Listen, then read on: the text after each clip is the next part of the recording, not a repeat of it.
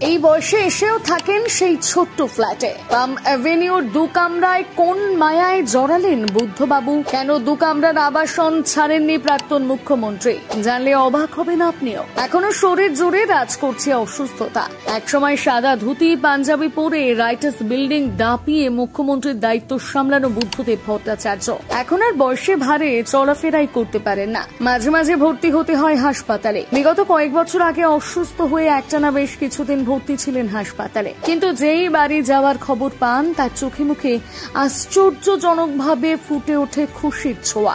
বাড়ি মানে তার সেই দু কামরার ফ্ল্যাট। সময়ের সঙ্গে সঙ্গে ফিকে হয়েছে দেওয়ালের রং। আবাসনের দুরবস্থা দেখে উদ্বিগ্ন হয়েছিলেন রাজ্যের বর্তমান মুখ্যমন্ত্রী মমতা বন্দ্যোপাধ্যায়। কিন্তু সেই ফ্ল্যাট ছেড়ে কোনোদিনও এক পা নড়েননি বুদ্ধবাবু। প্রায় 50 বছরের রাজনৈতিক জীবনে 11 বছর মুখ্যমন্ত্রী থেকেছেন। একটানা 24 বছর ছিলেন বিধায়ক। প্রেসিডেন্সি কলেজের প্রাক্তন ছাত্র দীর্ঘ রাজনৈতিক পথ পেরিয়ে রাইটার্স বিল্ডিং এ পৌঁছে গেলেও ঠিকানা বদলাননি কখনো। কেন এত টান ওই বাড়ির প্রতি? কি আছে বাম অ্যাভিনিউর ওই দু কামরার ফ্ল্যাটে? তৎকালীন বাম জামানায় মুখ্যমন্ত্রী হওয়ার পরে চাইলেই সরকার ব্যবস্থাপনায় নিশ্চিন্তে থাকতে পারতেন তিনি, কিন্তু প্রাক্তন মুখ্যমন্ত্রীর দাবি পুরনো অভ্যাস ছাড়তে পারেন না তিনি। কোনো অভ্যাসই না। এক সাক্ষাৎকারে তিনি বলেছিলেন, আমার বই আমার টেবিল ছেড়ে আসতে পারবো না, অসুবিধে হবে আমার। তিনি তখন ছিলেন এ রাজ্যের মুখ্যমন্ত্রী। দেশি বিদেশি অতিথি শিল্পপতিদের সঙ্গে তার নিত্য ওঠা বসা ছিল।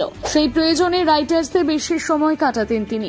দরকার হলে দিন রাত পড়ে থাকতেন অফিসে, কিন্তু নিজের বাড়ি নিয়ে কোনো আপোষ করতে চান না। বাড়ির প্রতি কেন এত টান বোঝাতে গিয়ে বুদ্ধবাবু ওই সাক্ষাৎকারে বলেছেন, সেই কলেজের লাইফ থেকে যে ধরনের পোশাক পরতাম এখনো তেমন পরি, যা খেতে পছন্দ করতাম এখনো তাই খাই, যেভাবে আড্ডা মারতাম সেভাবেই আড্ডা মারি। ওটাই আমার সামাজিক স্তর। খুব বড় একটা সাজানো গোছানো ঘরে গেলে আমার অস্বস্তি হবে, মনে হবে জল ছাড়া মাছের বাস। শুধু তাই নয়, বুদ্ধবাবুর বক্তব্য ছিল তিনি খুব স্বাধীনতা প্রেমী। তিনি বলেছিলেন, আমি গোড়া নই, খুব স্বাধীনতা প্রেমী। ওই ঘরে থাকাটাও আমার একটা স্বাধীনতা। বুদ্ধবাবুর পরিবারও একসময় তার এই সিদ্ধান্তকে স্বীকৃতি দিয়েছে।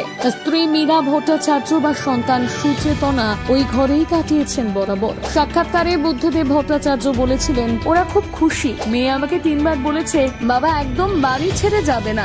আজও বাড়ি ছেড়ে যাননি বুদ্ধদেব। চিকিৎসার বন্দোবস্তও আছে সেখানে।